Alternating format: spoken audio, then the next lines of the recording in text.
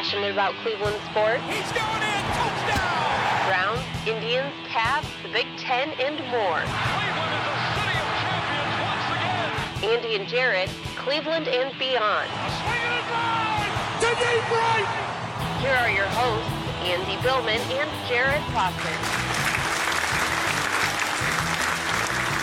Yo, what up? Live on Facebook. Hello and welcome. Andy and Jarid, Cleveland and Beyond. He's Andy Billman. I'm Jarid Watson.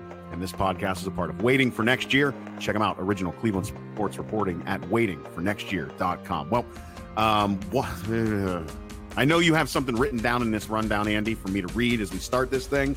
I'm still just, of course, beside myself with everything that has transpired over this past week regarding the Cleveland Browns. But here we go. I will try to compose myself and go through this as calmly as I can as we begin this show. The Browns off to a normal work week of chaos and distraction with their coach wearing a T-shirt that I personally approve of. We'll get into that. Of course, players not making the trip and playing against a quarterback named Duck, third stringer, who absolutely whacks their asses out on the field, especially that secondary. Here we go. I can't already. So yeah, Duck. And we're the goose, apparently. The Browns lost to the Steelers, of course, 20-13. Browns not eliminated from the playoffs, though. Oh, there's still hope. Is that what we're saying? There's still hope. We got hope? You got hope? Who's got hope? We got hope, huh? We don't have hope. Get the hell out of here. But technically, by analytics, we have I don't hope. even care.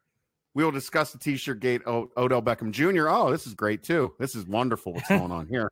Comments about him playing in Cleveland next year. Baker's hand. Oh, that was... And the march to the final four games as the Bengals come to town. I wouldn't be surprised if they lost that game. Full disclosure, putting it out there right now. Don't even care. Buckeyes, of course, are the only place where I find peace in this world. They took care of business against the Wolverines, as I knew they would. It's the one thing I have predicted correctly throughout the season. Now they're getting ready for the Badgers, which, to be honest with you, I feel like that might be a little bit of a trap game. We'll see what happens. That's going to happen as of recording tonight and going live here. That game's tonight, that Big Ten championship game. I'm sure one of us have some thoughts on Jim Harbaugh. I think I've got some thoughts on Jim Harbaugh. The Cavs. Here we go. And you think you can find some solace in watching the Cavs? No, of course not. Article in The Athletic says everyone hates John Beilein. That's great. Can't wait to talk about that.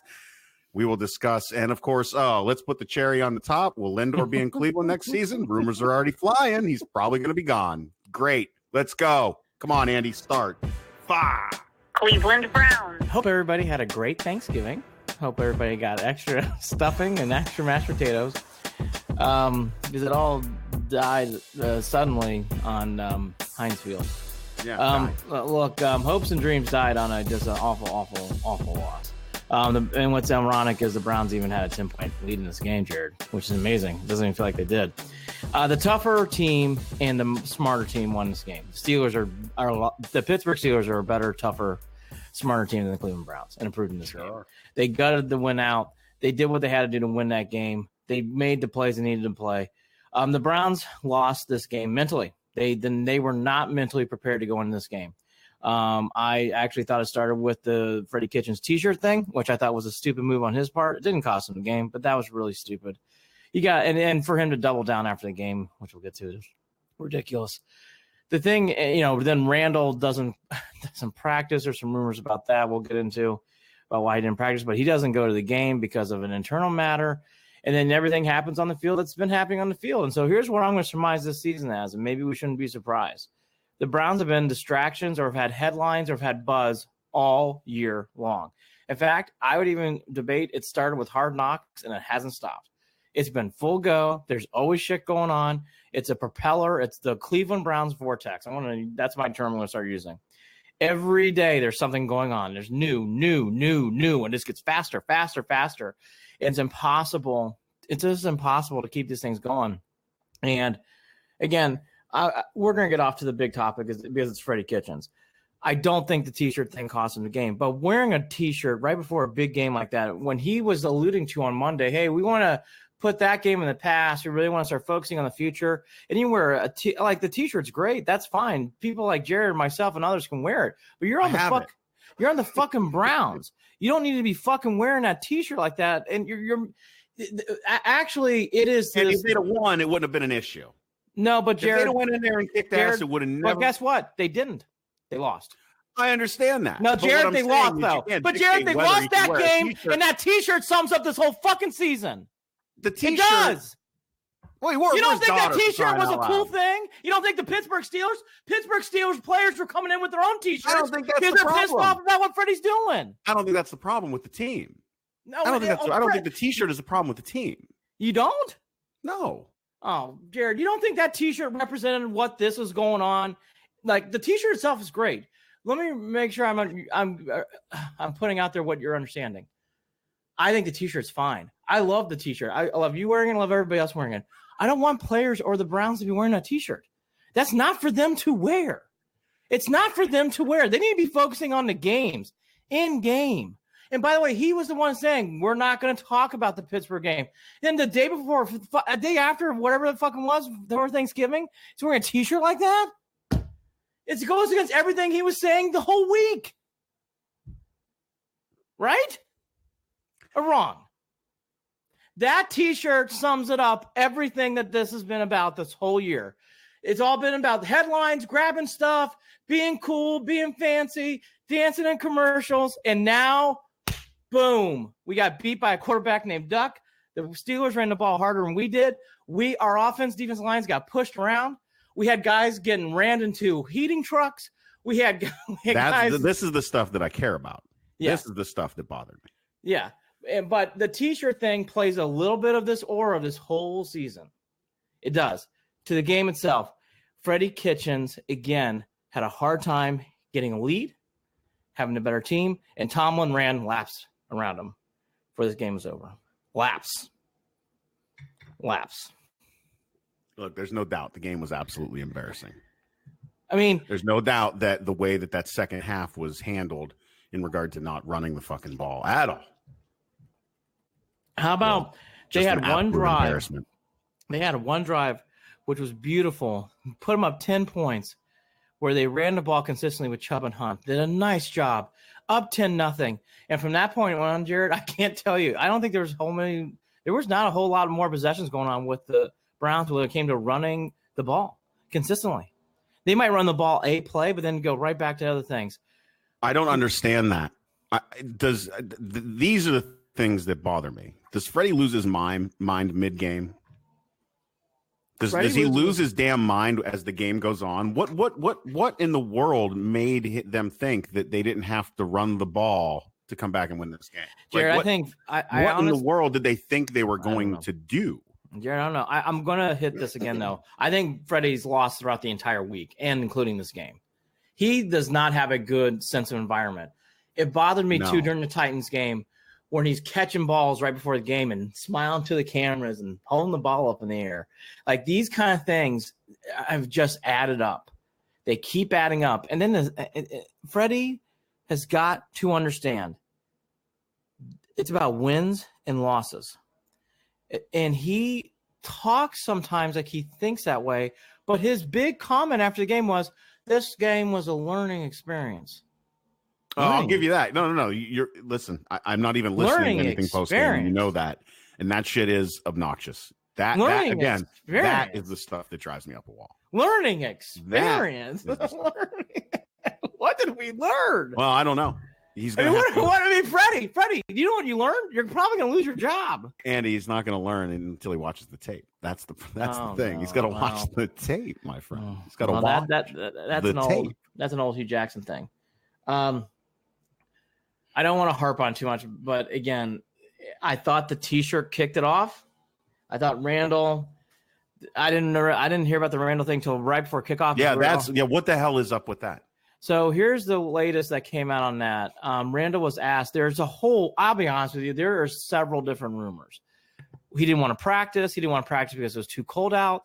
Something that had been leading up in the locker room came. Like, there are so many different reports. You can pick or choose whichever. The one that he denied is he goes, I did not. He flat out denied that I did not want to go out there because it's cold. The other thing that also came out, though, was something definitely happened. It definitely involves around practice. Whether it's because of the weather or not, I don't think it is. But I think something happened with a practice where he didn't show up or didn't play, and that's the reason why he didn't go on the trip.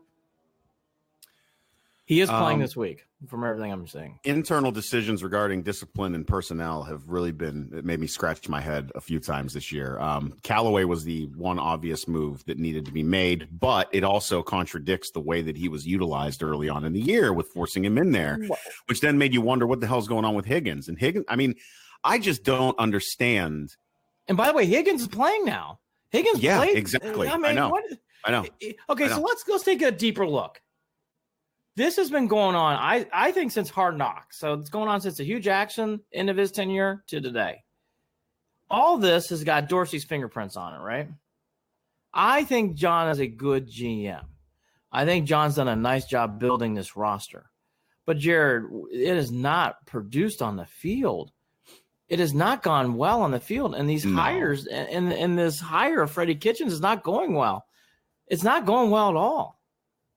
And, it goes like, let's go through the myriad of ones. Duke Johnson unhappy at camp.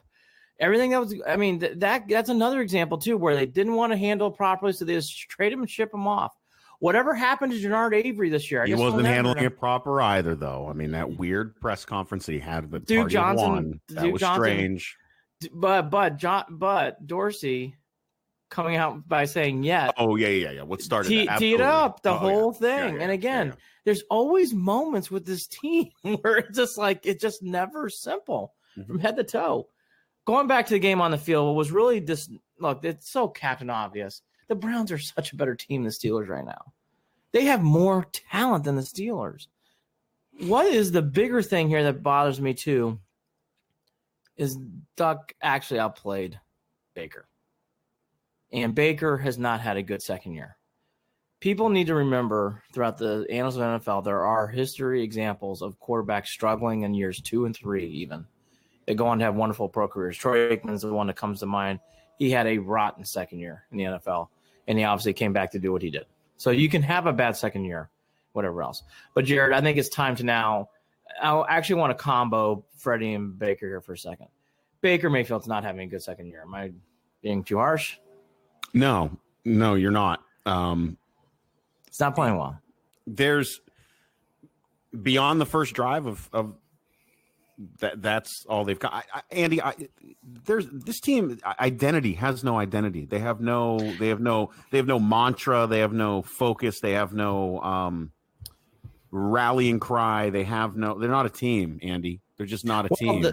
I would actually argue they do have a mantra. What they do is they have chaos.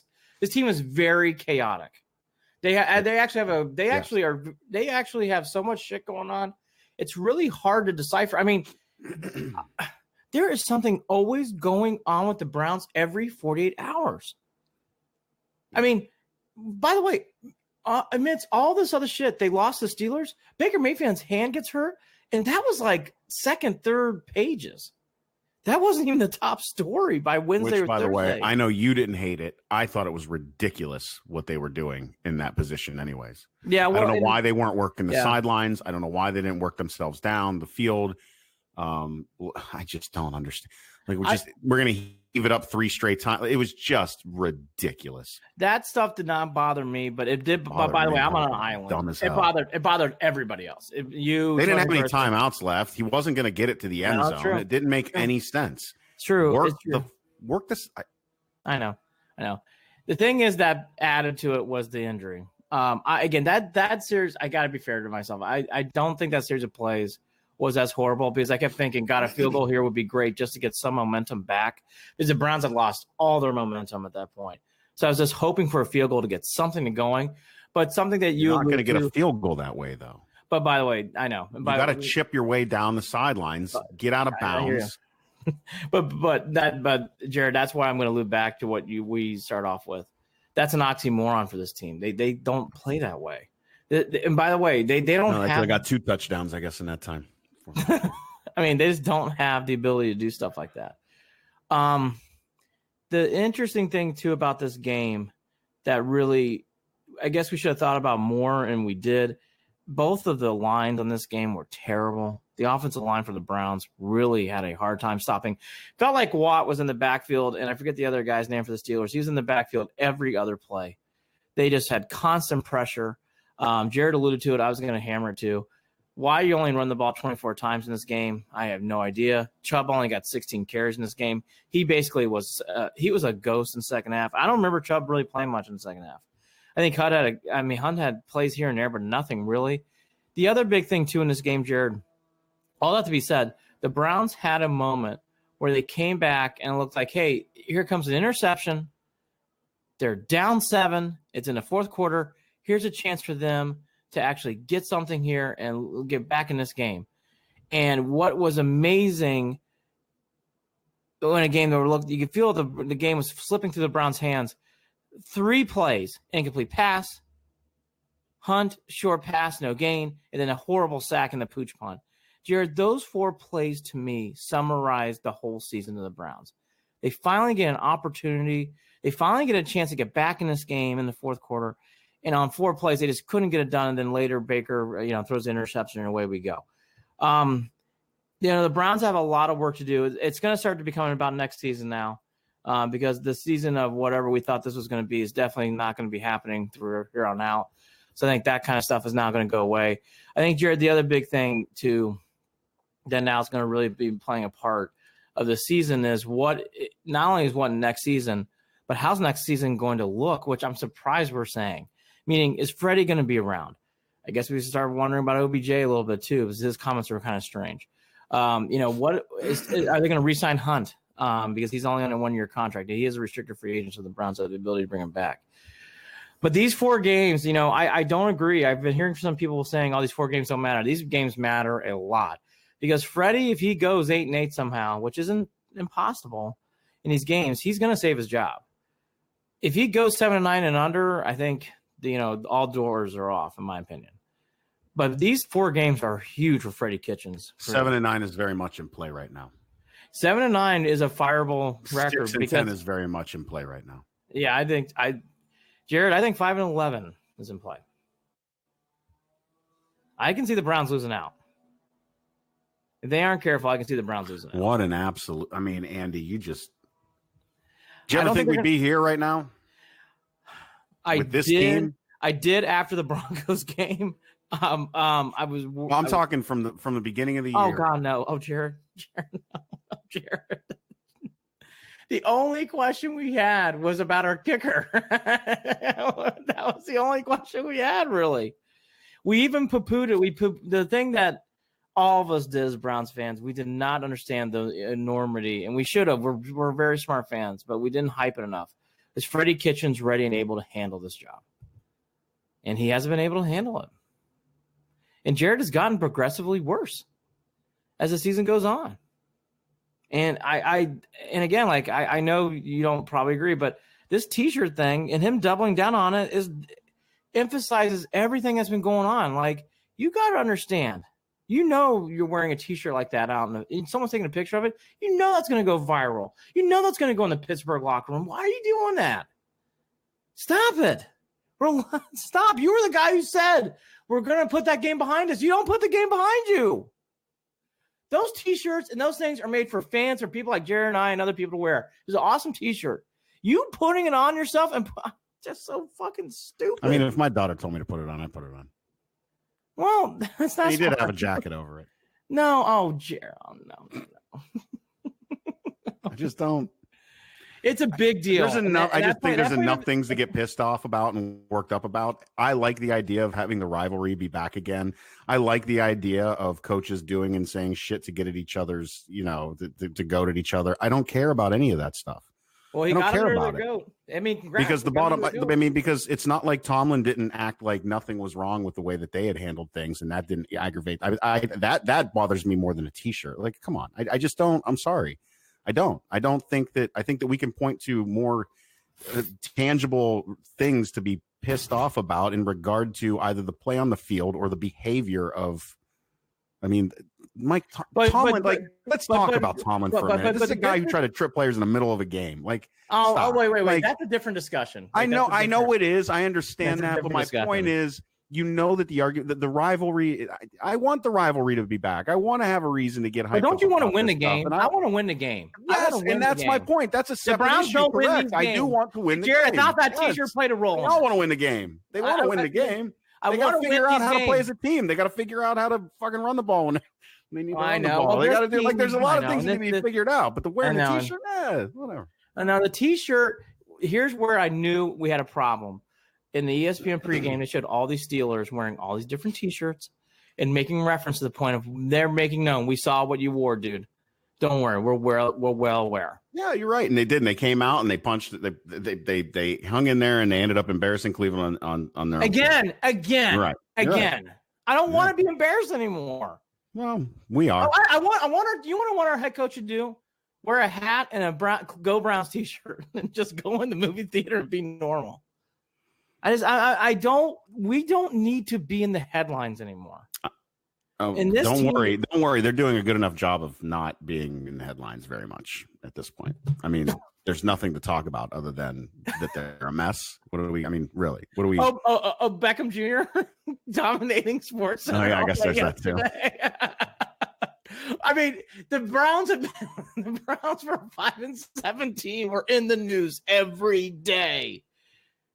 By the way, just after the game, the New York Post, third or fourth page, Baker Mayfield's wife goes after Cleveland reporter.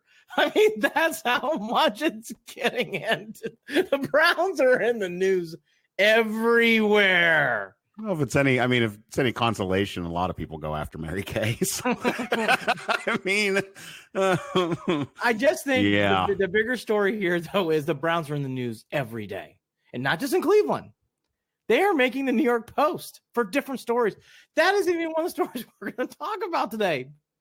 I mean, they make the news every day, Jared, on a national level. I've avoided it all week. Well, I'm going to remind it to you and others. I've avoided it all week because we talk about this. We know what I do after a Browns loss. I don't want to think or talk about any of it. And this one really has rolled all the way over to this week for me. Oh, Andy, there are times where throughout Brown seasons over the past years where I just shut down. Yeah, and it makes it very difficult to even do a show because I don't even like to waste my breath or my energy on this mess right now is really what it comes down to. This has been the ultimate in letdowns and disappointment in my mind. Granted, 0-16 is an awful place to be. But you know what? I didn't watch any of 0-16. I didn't put those games on. I didn't watch any more. I didn't watch any more than 5 minutes of any given game. And I don't mean like clock. I mean 5 minutes of my time was dedicated to watching the Browns. That's how I handled that. And now we're in a place where I'm like, you know what? I'm going to invest my time back in this team because I feel like we're going to have a turnaround. Because at my heart of hearts, I love the Cleveland Browns. This is painful to me. This is depressing. It's hard. It's hard. It is just an absolute kick in the nuts once again that it you know how every time it feels a little different. Like this is the same thing. It's the same thing as it ever was, but this one feels a little different once again from all the others because of all of the expectations, because of all of the talent, because you finally thought after 2 decades that we had something. I'm not going to say that it can't be turned around. I'm not going to say that I know it's not going to happen this year. I have zero expectations this year. I truly do. I have zero expectations this year. The expectations and if they are do going lose to the out, draft. I will say this. If they did lose out and they did keep Freddie Kitchens, I wouldn't even throw a fit then because I really believe that this is going to take more than just a season and an off season to get together. So say that again. I go will 5-11. Wait, I want to make sure I heard this. Say it again. 5-11. And if they don't, if they keep Freddie, I probably wouldn't even lose my mind over that at this point. Oh wow, I would. Oh, Jared, he's a terrible coach. Yeah, but we've done this a million times, Andy. Oh, but Jared, you can't keep going on like this. What are you going to do? What are you going to do? Fire him. Nobody wants to come here. No, sure they do. We're going to hire Urban Meyer. Urban's going to go to Dallas. Another shit show. Another overly talented team that can't keep it together. He wants that job. That's my point. Nobody wants to come to Cleveland. No. He's going to be – no. Okay. Okay. Get it together with the people you got here. I don't know what else to say. I don't agree. Freddie's a terrible coach. He's not good. Yeah, he is. Gotta get rid of him. His first season, but I think that he can learn. I don't know. Jared, have you seen anything where he's ready to learn? I don't know. What, I don't think the season has slowed down enough yet for him to be able to do that. I really feel like it's something an off season. Anything slowed down for him, Jared. I gotta be honest. It's going to take an off season, huh? It's going to take an off season. Look, Jared, I think this team is in big trouble if they keep Freddie Kitchens. Have you seen? I mean, we did. Bear with me on this.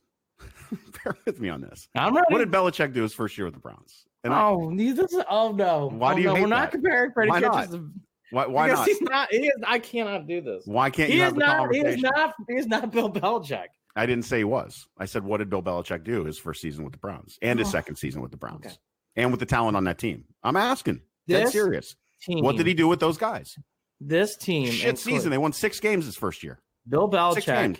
Second year, I think they only won 6 or 7 too. They did shit in the second year Belichick, too. Before the team moved to Baltimore, was on their way to going to the playoffs. Once the announcement happened internally with the Browns, wait. His third season went down. It took him till his third season to get that team to turn around and go above 500, and then that next season was the year that he would have had him in the playoffs. That's what it took. I'm ready to tell you. 3 seasons, Andy. It took 3 seasons.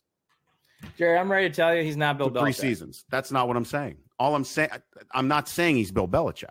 Okay. But it took him 3 seasons to get that team to go from below 500. I think Freddie could have 5 seasons. I think Freddie could have 5 seasons. I don't think it matters. I really don't. I don't know. All I'm saying is I can't make that call right now. I can. Can't make that call. Okay, well, I can. He's not good. I mean, these games are going to continue. In my opinion, I'm just giving you what I think. I think this is going to, as I said in the last podcast, if they lose, this is going to unravel. And I think it's going to unravel. I'm not going to get off that. Unlike and I love Jared Watson. I just cannot disagree more. I think he needs to go. I really, really do. Like, I can't, man. He has not done anything to me this year where it's like, okay, I see some levels of where he has helped improve the team in certain areas, whether it's X, Y, and Z. Nope. I haven't seen anything yet where it's like, wow, like here's something here where, okay, I could see him enlightening team. Jared, he has brought more chaos to this team than some of the other things that they can even handle internally anyways. Yeah. He hasn't diffused the situation. He doesn't make in-game adjustments.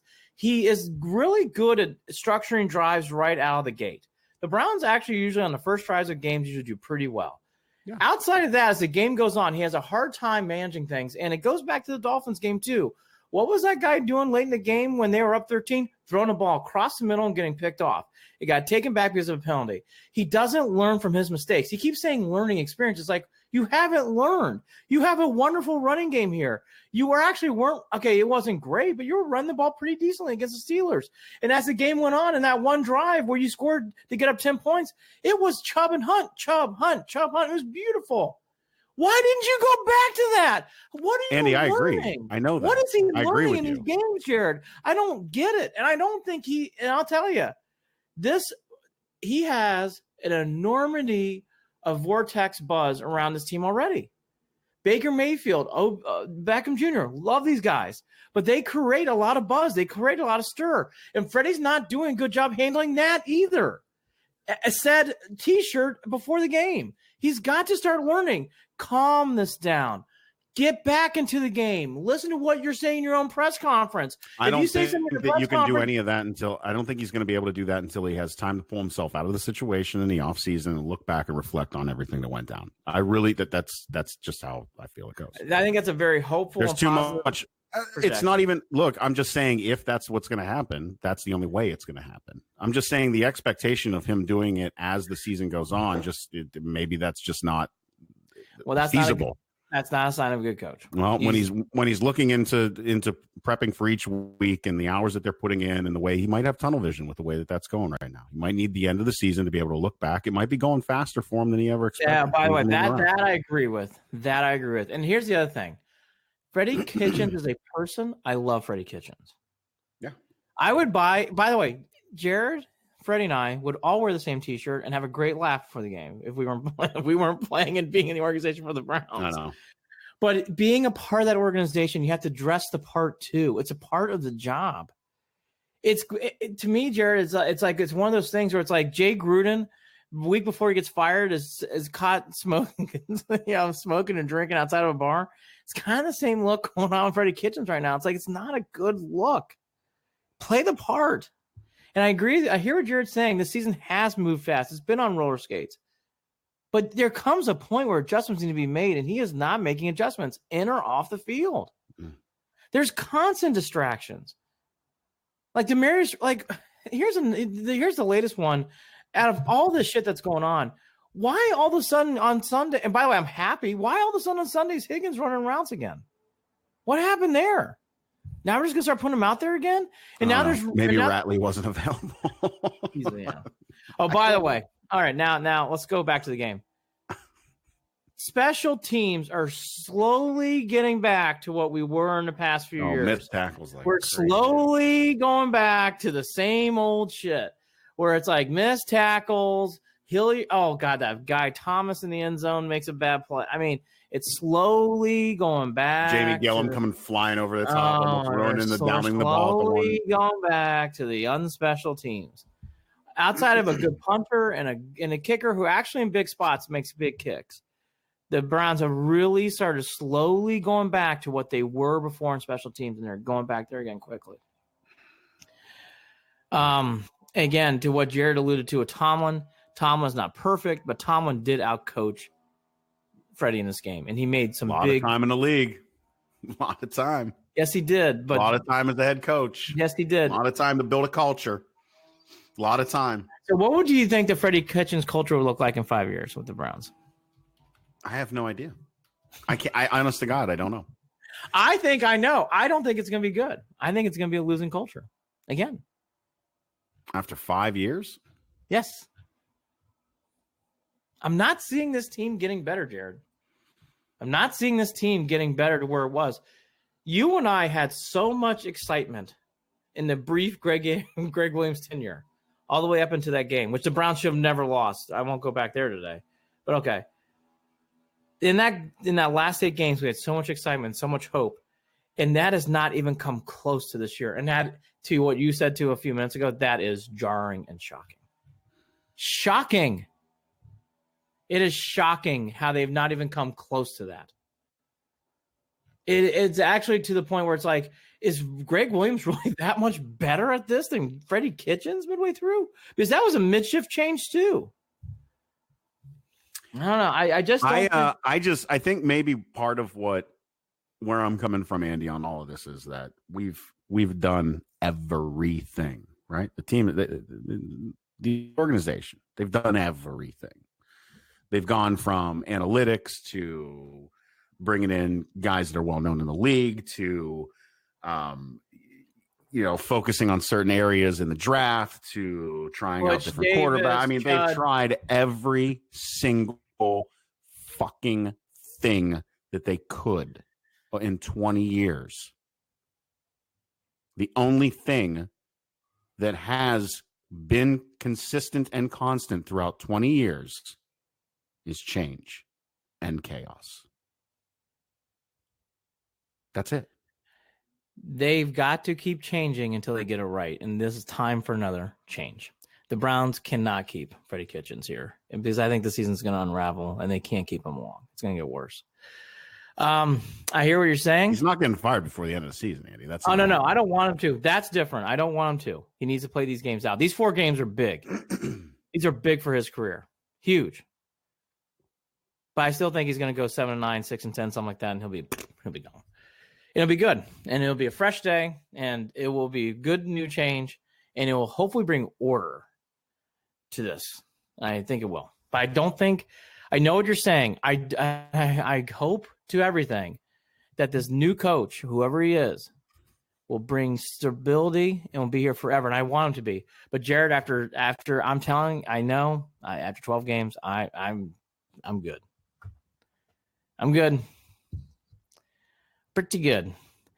The other big thing, too, in this game that played a part, I want to hit on one more thing in the end game. You really felt the loss of not having Myles Garrett in this game because the defensive line for the Browns really had troubles as the game went on, sustaining. They actually got good pressure in the first quarter, but as the game went on, they lost the edge on the defensive line. You could feel that Myles Garrett suspension really bit the Browns in the ass in this game.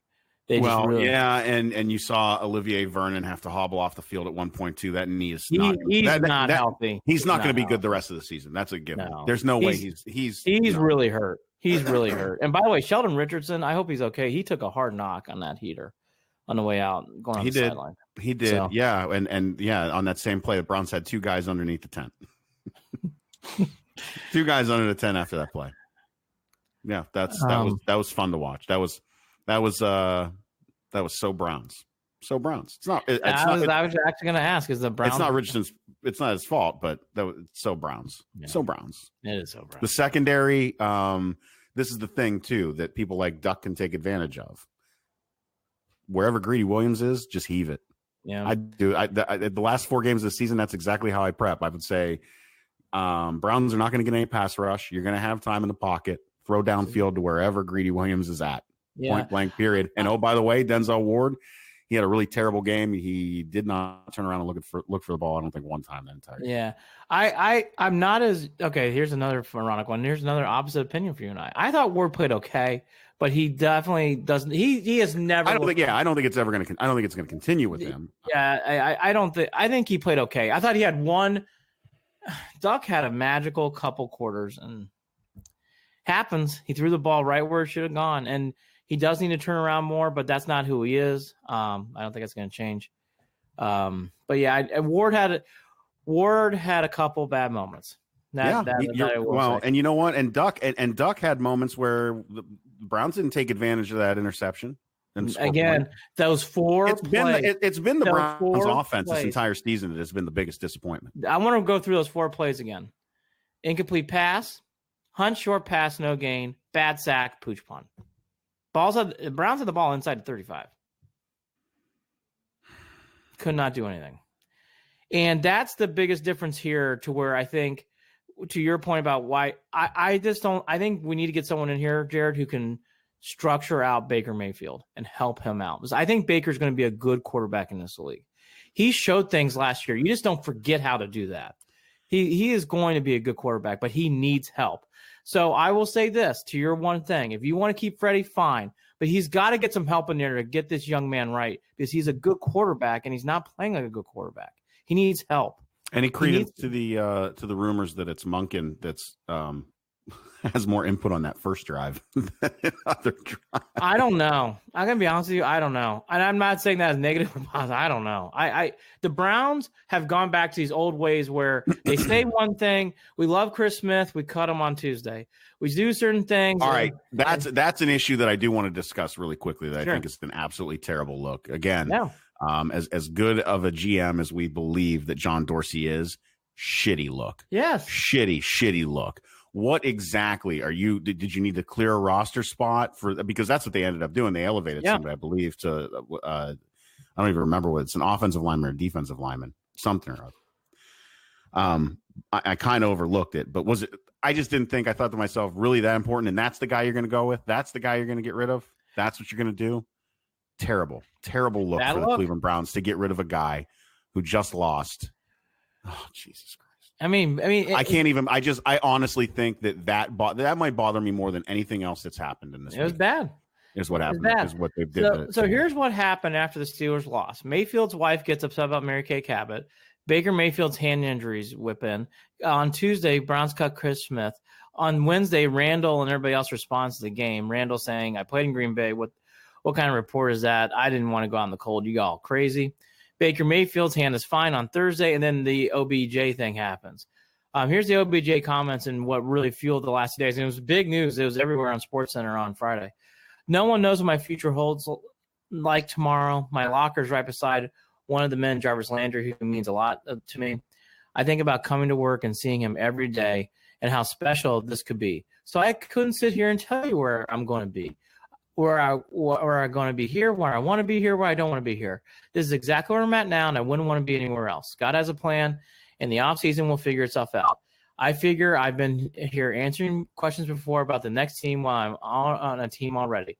It's something that I tune out right now. Catch me in the offseason. We'll see what happens. I don't know what God plans. I just follow his lead."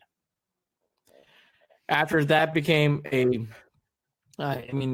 I'll do respect to any God-fearing man or woman out there. You make your own choices in life. That's what free will is, according to the Correct. Lord. I just want to say that I've got some friends that like to attribute piss poor decisions to a chance for them to redeem themselves. And talking about God's plan when you make your own plans. I'm sorry, you make your plans. You make your own plans. You make your own decisions. What happens after those things might be in God's hands, but the decision's yours. Just saying. Beckham responded on, because obviously after his comments, everybody's now wondering, is he coming back to Cleveland? Does he want to be in Cleveland? Which was, I mean, if you read those statements, it does make you wonder, what is he really trying to say here? OBJ did respond on Twitter saying, okay, I never said I was not happy in Cleveland, which he's right. He didn't. Just like everybody else, I hope for better results, period. Next story, please. And that seemed to whirlwind this whole conversation of whether the Cleveland media is good or bad for whatever, which I don't want to get into today. But the Beckham thing, this is another part of this whole thing. I actually have enjoyed Beckham being in Cleveland. I think he's good for the Browns. Yep. I think he needs to stay in Cleveland. In fact, I'll bring up this natural ability of wide receiver. We don't have Callaway anymore. Higgins is a free agent, and Higgins didn't come back. So if you trade OBJ, you're down to Landry again. Are we really going that far backwards on our wide receiver roster unit? You gotta keep OBJ around just for wide receivers alone. Like, you can't trade him. And by the way, he plays hard. How should I put this? I know there's been some things. I know there's. I'm getting verklempt. I'm so emotional about this. I know that you get dry mouth when you get all emotional. I didn't know the T-shirt was going to get so much emotional today. The big thing about Beckham, I know that he and Baker are clearly not on the same page, and there's been some arguments brought up recently in the press about how they're not connecting on routes, and even with Landry. So this whole thing about them needing to reconnect in the offseason, that's absolutely true. All that to be said, I do think him coming back to Cleveland's a good thing. And by the way, I think it's a bad move for the organization they trade him, because you made moves to bring him in here. You got to keep him at this point. The Browns have got to stop getting rid of things where it comes to problems where it's like, well, just cut a guy or whatever. It's like, no, work through the problems. The Browns need to start working through these problems to get better results.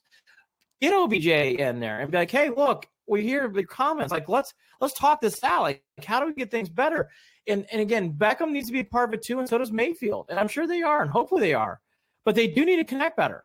I mean, Beckham has not had Beckham hasn't had a good year either. He hasn't done much. Outside of a catch against the Dolphins and a catch against the Jets. That's about it. He's blocked really well. He does make some catches, but he hasn't made a really huge impact on the season, to be honest with you. Am I wrong? That's had 2 games? No, you're not wrong at all. I mean, he makes impacts in the game, but his stats don't really carry. And Landry's had a good year, yes, but there's to what Landry's had one hell of a year, in my opinion. I do. I agree. I actually agree.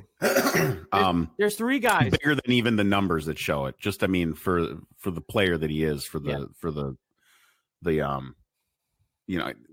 I think he's a leader. I do too. I think Landry, Chubb, and Hunt, even though Hunt hasn't played very many games, they're all having good games on the field. Right, and I think your linebackers, I think Mack and Schobert are your guys on defense that have been your leaders. Yep. Which goes to say why, as much as I love Myles Garrett, I don't know that he was much of a leader. I think that's a good topic. I think it's something we need to talk about for next year. Yeah. Because I think Myles Garrett got a lot to do in the offseason. The Browns have a lot to do in the offseason. Oh, boy. Well, as we all know in Browns land, that usually means there's all this drama. The season's not over, and it's not. The Kitty Cats come to town for a game. They're hot. They've won 1 in a row. Andy Dalton's back and playing a game on Sunday that has no vibe, no buzz. Everybody's talking everything else but the game. So I will get to some key points here. Demetrius Harris is questionable for the game. Hubbard is still questionable. Treader and Vernon are questionable. And it sounds like to everything that Eric Murray is going to be out. They're listing him as doubtful, but I think at this point you can put a big O beside him. I think he's going to be out for this game. The Bengals, look, they're a bad team. They are 32nd in rushing. The Browns apparently do have a running game. I think they would be wise for them to use. Oh, they do. to use that in this game. I'm going to repeat the stat. The Bengals are 32nd against the run. 32nd. There's 32 teams in the league. So we're gonna be trying to throw the long ball all game. That's how you prep for that game. All you have to do. See if you can get Baker. You want to see? That's what Freddie wants to see if you can get that Baker and Odell connection going. That's what he wants to do in this game. With a quarterback who is playing but has an injured hand.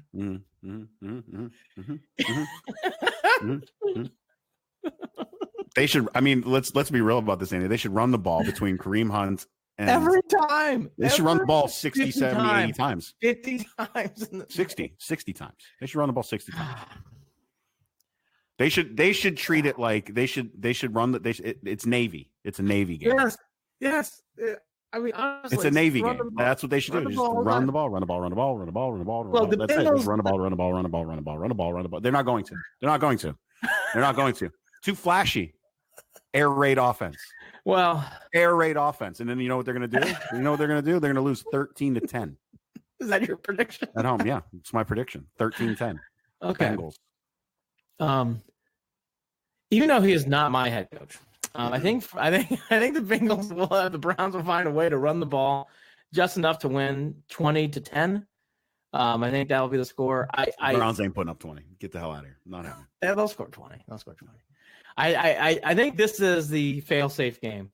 If the Browns lose this game, you can sayonara the rest of the season. I do think Jared Watson is very accurate in one thing. This game, for a game that shouldn't be, is dicey. This is a very dicey game. Can I see the Browns losing this game? Oh, yeah. This has loss written all over it. But I think this will be Freddie's chance to get one win in his pocket. I don't know if he's going to win much more after that. But I will say this: no matter how many games they win, even if it's all four, which it won't be. Let's say it's 3-1 because they're not going to beat the Ravens. No. Not going to happen. Even if they did, though, every game is going to be ugly as shit. Yeah, I agree. This is not. There's not going to be a turning point or a turning around this season. It's not happening. No. Every game from here on out is going to be ugly as shit. Right. So to recap, we both think this game's gonna be a struggle, but you're okay if Freddie comes back. I wouldn't lose my mind, is what I'm saying. Okay. I would lose my mind. My mind's. I mean, I'm numb to it, Andy. I'm numb. I can tell. Maybe he comes back and surprises the shit out of everyone. That's all I'm saying. All right. To make Browns fans feel better, the Cowboys are just as much of a shit show as the Browns right now, and they went 6-7, and the wheels are really coming off there. I want to give some positive stories to make the Browns fans feel help out there. We're gonna, you know what they say, like, let's look at someone else's shitty story to feel better about our own. The Giants with Pat Shurmur, Benito, is going on a Monday night game into Philadelphia. The bigger story in these NFL games, not to be too negative, but because this is negatives, we can't stand this team; they're the worst. But the Ravens have become the story of the NFL, and Lamar Jackson's really become the positive MVP darling of this year. Couldn't have been further from being correct on him. There was a point. I think I'm mad at myself more than anything. He's playing great. I think my words were, I know terrible quarterbacks. I've watched them play in Cleveland for 2 decades. Lamar Jackson will not be a good quarterback in the NFL. I believe that those are pretty close to my words for months building up to this season. He's playing great. And I hold that L. God, I hold that L. Look, we've all made bad predictions, and certainly I have on this show too, and I'm sure the Browns will. But the Ravens are playing great. They're really doing great. I can't even hate them. I don't even necessarily. I can't hate them. The way they're playing. They're the Ravens. I always will hate the Ravens. I respect the Ravens. I just hate the Ravens. Does that make sense? Yeah. Like I respect Coach Harbaugh. I respect. I guess it's just not the same. I used to really hold a deeper hatred for them than even for the Steelers for a long time.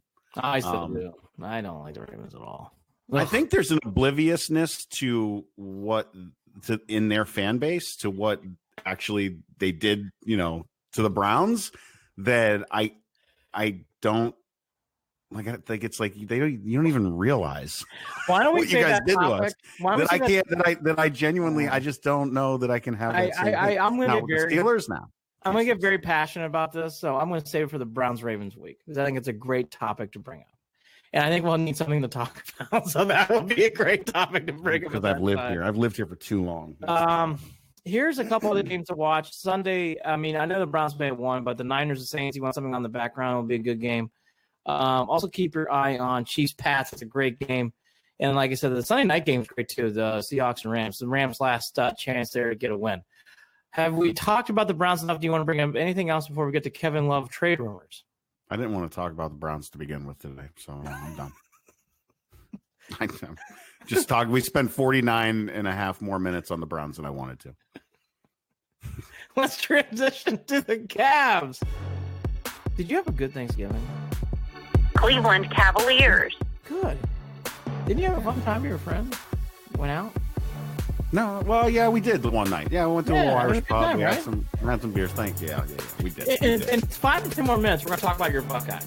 It'll be good. But we have to talk about the Cavs first because the Cavs. I know we do.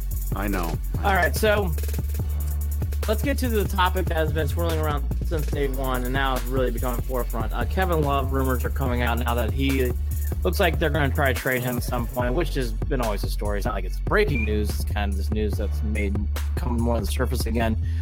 Adrian Wojnarowski is reporting Cleveland is open-minded to the idea of moving Love before February 6th trade deadline.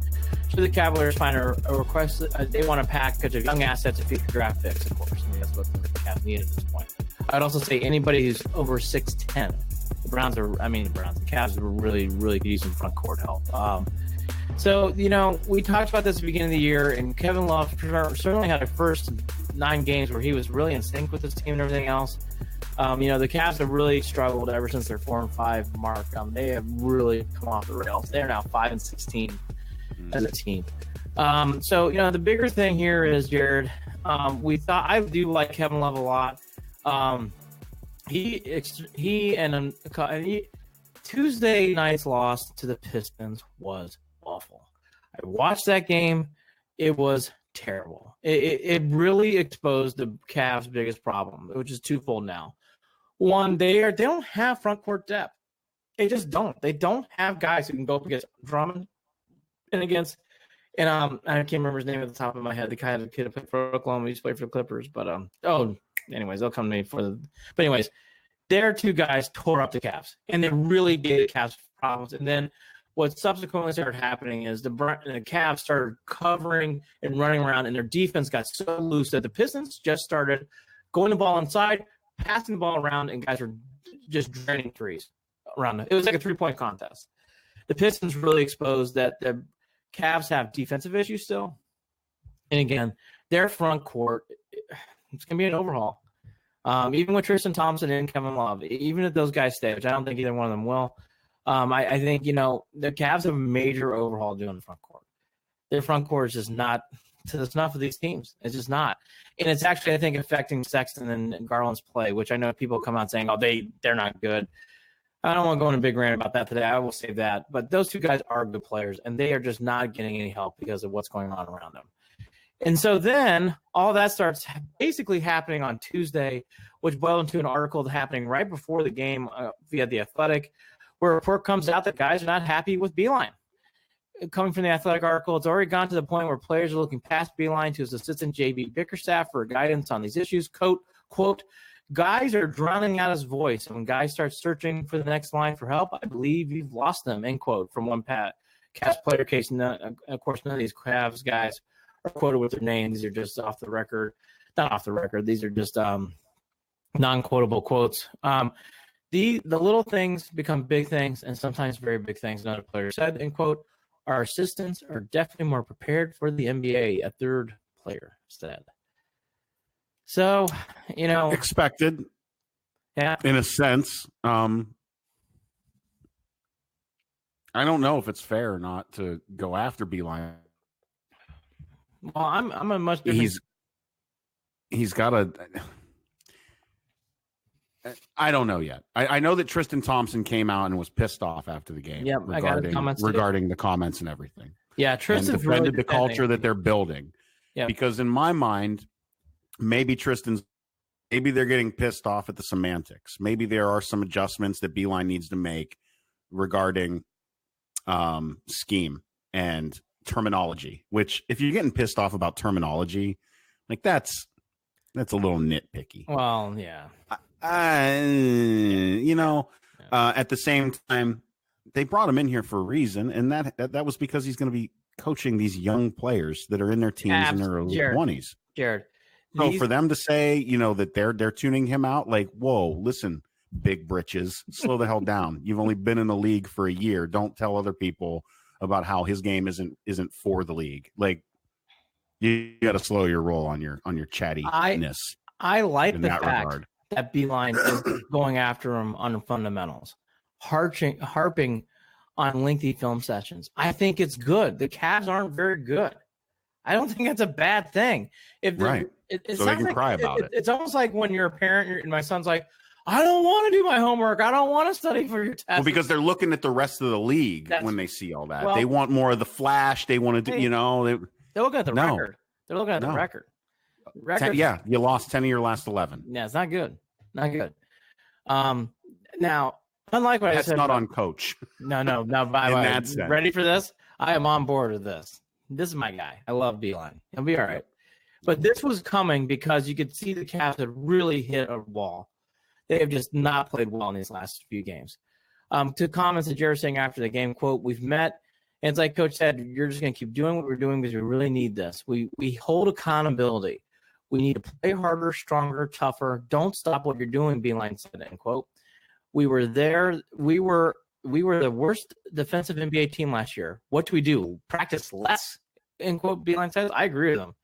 I mean, you can't start practicing less if you're not good at defense. Here's what Larry Nance also came to his defense. I have a lot of confidence in the guys in this locker room are on board, and they've told me that. And he's expressed his support for Beilein and disappointment that his teammates had commented behind his back. So Nance was not happy about that. Ideally, you want to keep that stuff in-house if there are those issues.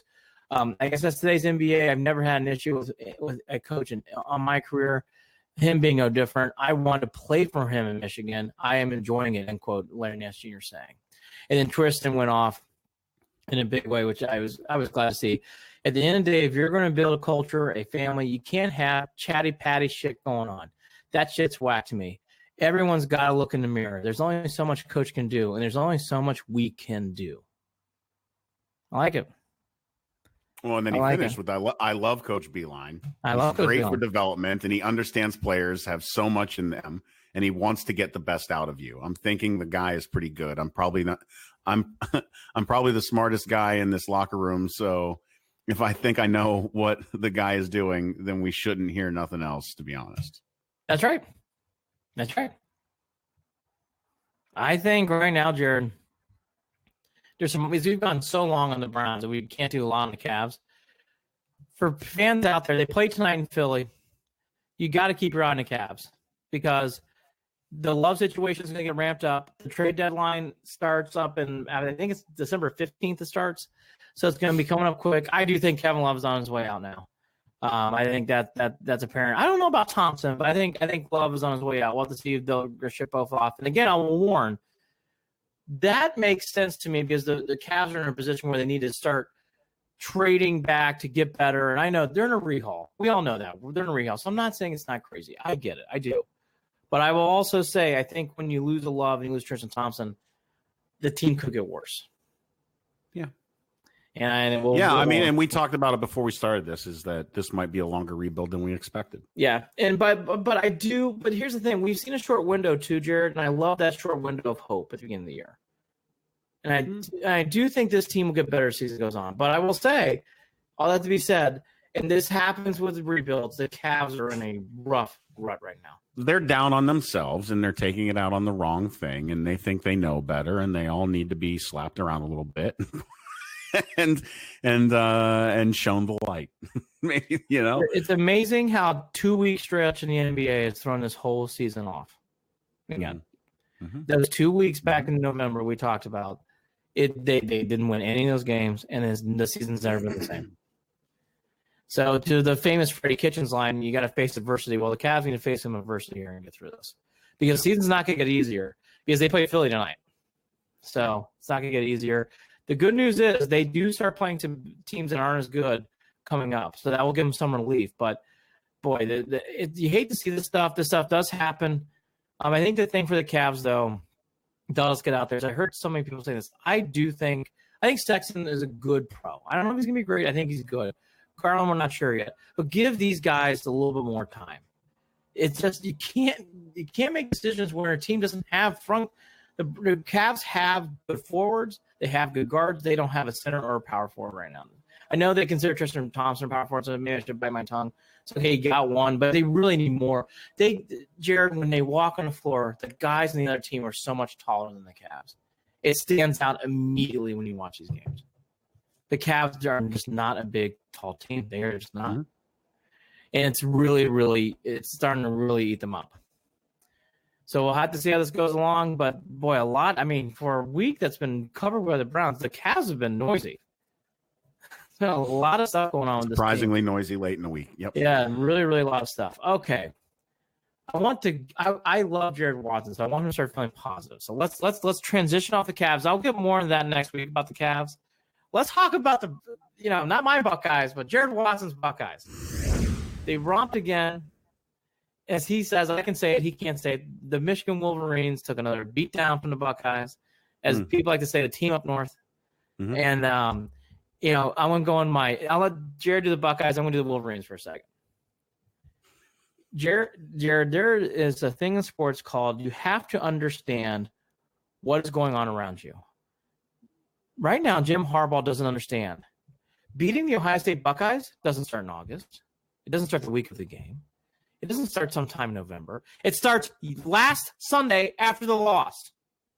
He has got to get this team start focusing on how do we beat Ohio State.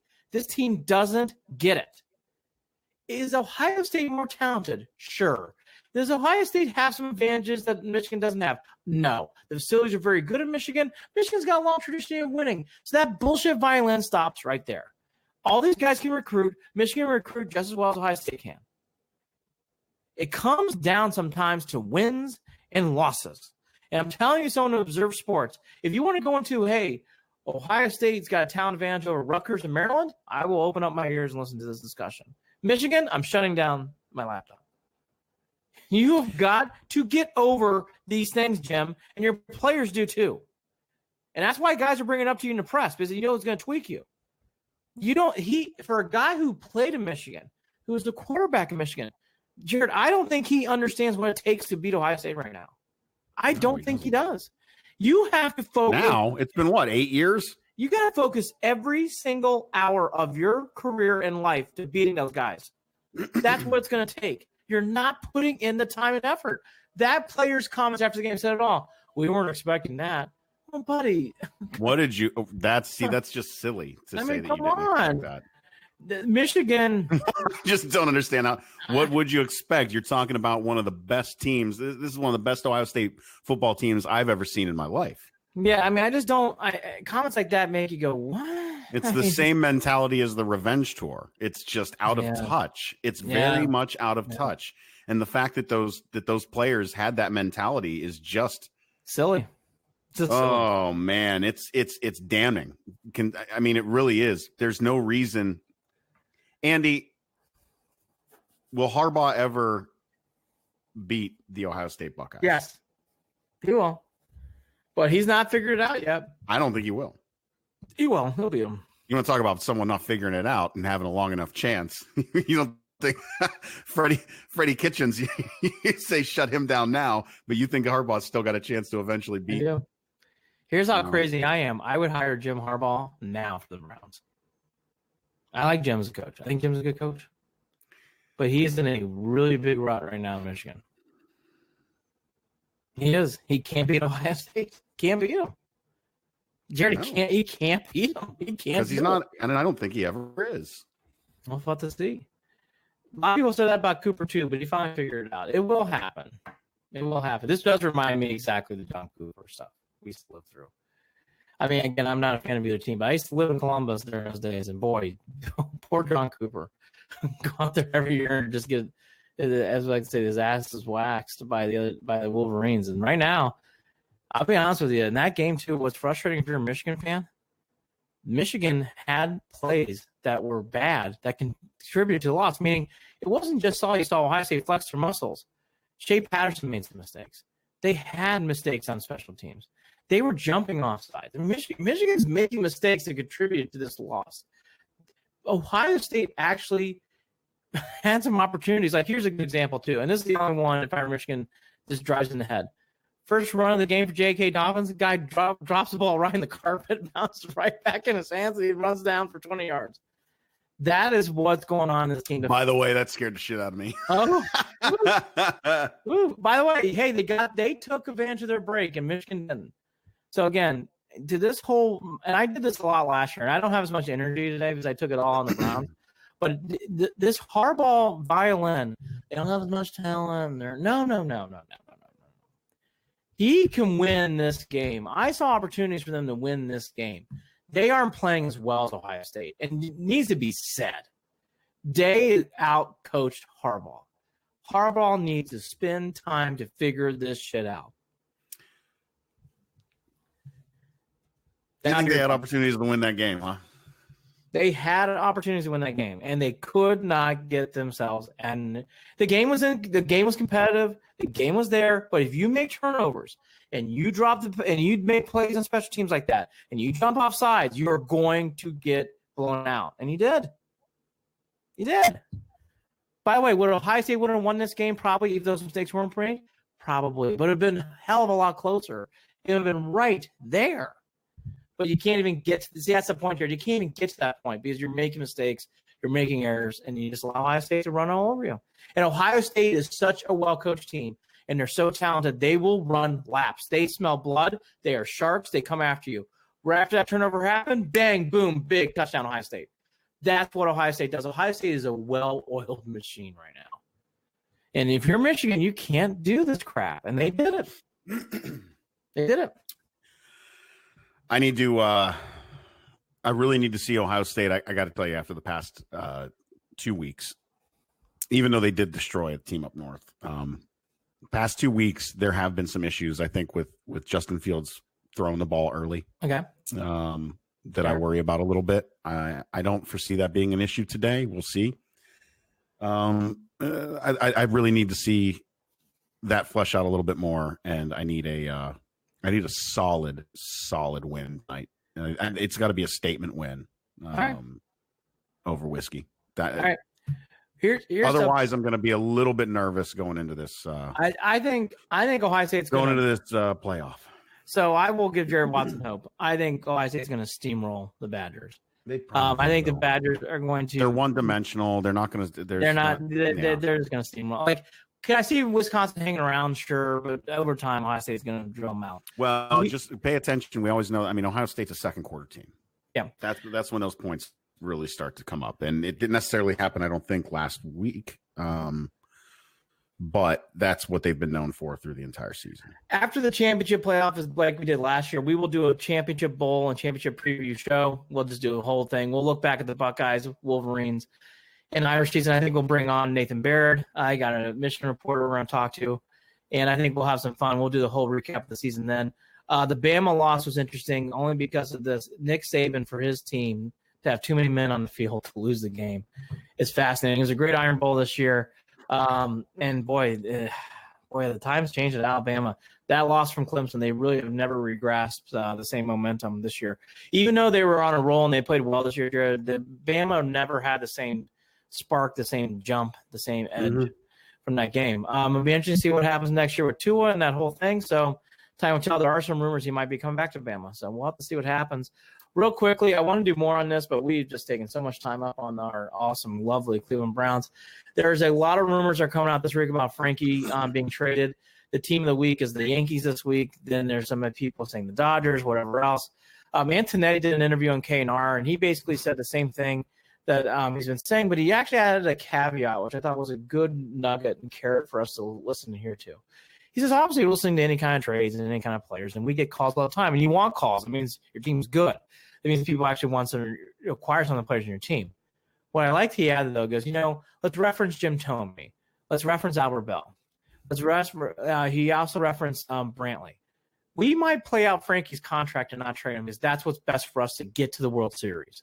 We want to get to the World Series. And I thought, Jared, his statement on K&R rang So true on a week that we need building up. When I heard him say that, I'm like, oh, yes. Oh, yes. That is exactly what I want to hear. His whole mantra is we're not going to do what's best for 2021. We're trying to get to the World Series and win the World Series. Yes. I love it. I was so fired up after that interview. I'm like, thank God. We needed something this week after all the crap we've been dealing with the Cavs and Browns. Nice to have something like that happen. So I think for people, again, Antonetti's big thing is we're going to do what's best for us to win the World Series, not what's best for us to do to get back or whatever from Lindor if we end up trading him. That's not the end goal. The end goal is to win the World Series.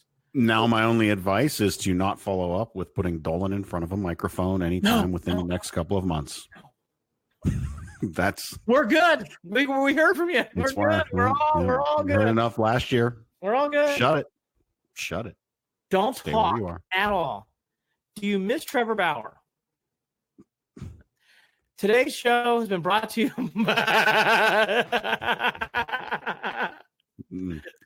No. Today's show has been brought to us by Andy. By the way, I've been looking at my phone a lot. I think you might have noticed. It's been brought to you by Boom Boom Bourbon. Apparently, my dad's been hanging out with Boom Boom Mancini today, sending me a bunch of pictures. Of course, Youngstown's champ, Ray Boom Boom Mancini, apparently has his own bourbon. So my dad's like, you know him, you met him, you hung out. Because I guess you remember when the book came out, him and Mark Krieger wrote together. Good son. Yeah, Krieger's a great author. Yes, he is. Good Great dude. Really good writer. And Boom Boom's such a great guy. And hung out with Boom Boom for a while. There was a big group of us from Youngstown actually that live out in Las Vegas. We're hanging out with him in a Barnes and Nobles on the in North Las Vegas after all of that. And so I had to send that photo over to my dad. So he's all fired up hanging out with Boom Boom. Of course, we all love him back home. So there you go. I got nothing else, Andy. Full disclosure, I think the audience can probably tell after listening to this episode, I didn't even want to do it today. I'm not gonna lie. I'm so depressed about the Browns team. I'm glad that you carried the weight, Andy, because I'm just bitter. I'm clearly slightly delusional since I don't have problems with the T-shirts and the like. I think maybe I'm just throwing my arms up at this point. I don't know. No, I don't blame you. That was a mind-numbing loss. I think for the Browns, real quick, these 4 games do matter because I think they're going to play a big impact on Freddie Kitchens' career. Unlike last year, you can't fire Freddie until after Game 16. You got to see this play out. Let's see what happens here. But I've seen enough. I don't think you should bring Freddie back. The other big things here too is keep your eye on the Cavs with Kevin Love. I think we've harped enough about all the Browns bullshit in the offseason. Jared's right about whiskey. LSU Ohio State's a wonderful game at 4:00. There is a pseudo. It's not a playing game unless Georgia loses, but Georgia loses. It says LSU and Ohio State, by the way. I think Clemson is pissed. That would be very. I think it. Okay, I was gonna say this for the playoff show, but I'm gonna do one thing quickly. It is a big deal who gets the number 1 seed because you don't want to play Clemson. I would not want to play Clemson at all. I don't want any part of that game. That team is pissed. And they won the national championship last year. Yeah. That is not a happy team. I just think that's my one hint of warning to LSU and Ohio State fans. You do not want to play Clemson. You want no part of that team. Shoot us an email, andyandjared@gmail.com, Andy and Jared, Jarid @gmail.com, or follow us on Twitter @CLE and Beyond. You can also follow us on Facebook, facebook.com/Cleveland and Beyond. We are, of course, brought to you by Waiting for Next Year, original Cleveland sports reporting right there, waitingfornextyear.com. I am going to go back to studying for finals and forget all about the Browns for the next 24 hours. I have so much work. I can. I have so much work to do. I need to work out, so I'm going to do both. I like Georgia today. I think they'll beat LSU. I think I think Georgia has been. This is a big game for Georgia. I don't get too much into it. I know everybody's been wondering. I was very happy about Purdue beating the shit out of UVA. That was not like the Elite Eight game, but good to see them beat them by 29 points in a basketball game. And I have been watching. Ohio State is really good in basketball. Mm-hmm. I watched all the Carolina games. We'll be talking more about that. They are really, really, really good in basketball. Yeah. That team is loaded, and I cannot believe Purdue gave me a heart attack. I thought they were going to lose Indiana big, and then they ended up coming back only to lose in overtime in a game no one watched in this game.